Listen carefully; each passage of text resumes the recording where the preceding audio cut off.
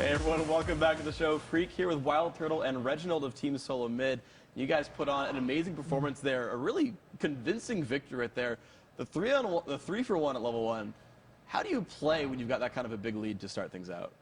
Well, I think the biggest thing was we'd play a lot more aggressive normally when we didn't get those kills, but since we got such a big lead, we're like, all right guys, since we got such a big lead, let's not throw the game, let's not throw the game. So the whole entire time we were playing, we're like, let's not throw the game. And ending it up, like, we actually played a lot more passive than we usually do. So we're kind of disappointed after that game, but overall we played really well. So, I mean, hopefully we can carry that on to Coast too.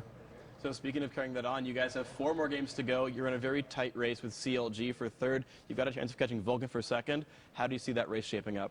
So at the moment, we're really just trying to play our best to get better, mainly because the way we think about it is it doesn't really matter who we play at playoffs as long as we're getting a lot better. Because the thing is, a lot of teams are trying to avoid Cloud9, right? Because you don't want the 4th, 5th seed.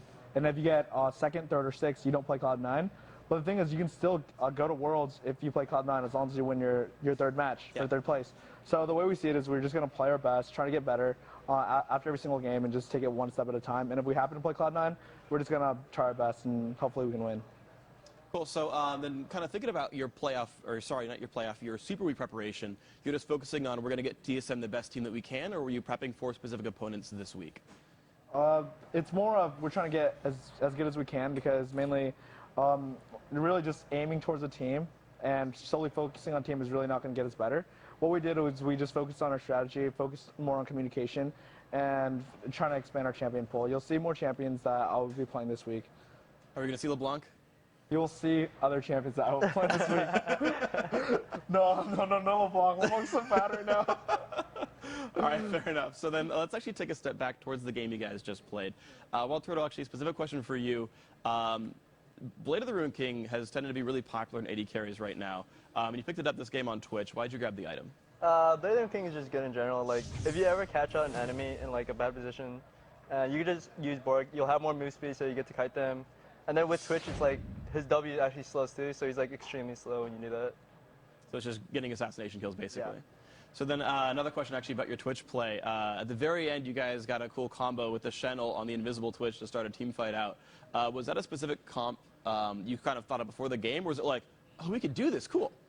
It just kind of happened during the game. Like, we were stumped, we couldn't push the turret, so I'm like, I think I'm just going to try to go behind them and Shen can ult me. And then with Nocturne, I should be able to kill people, and that's just how it played out. We weren't planning for it, but that's just how it happened. I hear it's called the Submarine?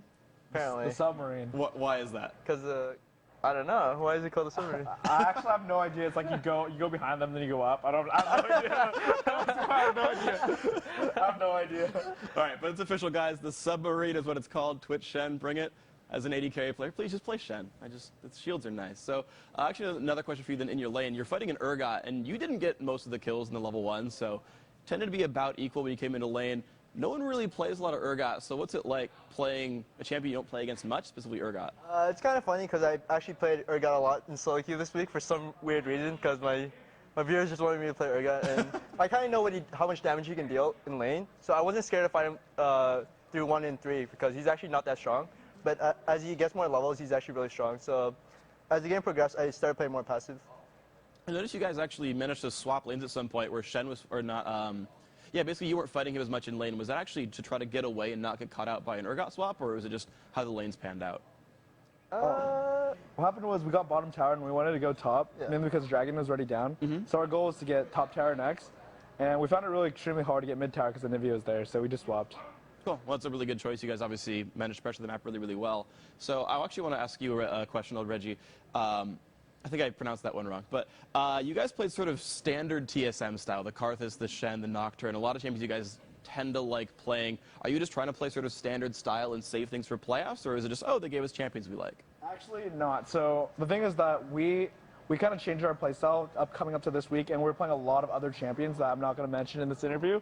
But we were super surprised that they gave us all the champions that we used to play, and we're like, why would we show what we're playing and been practicing if we can beat a team with our old comps that we're super comfortable with? So we're super surprised that they didn't ban Karthus, that they gave us Shen, and they gave us Nocturne, and those are one of those comps that we played really well for the last years. And when we got those comps, we thought it was just going to be a free win. Cool. So one last question for you guys before we send you on your way. Next game coming up is Cloud9 versus Vulcan. How do you guys feel about those matches? I think it's going to be a fun game to watch, mainly because when we watch them, it usually goes back and forth, back and forth, and back and forth.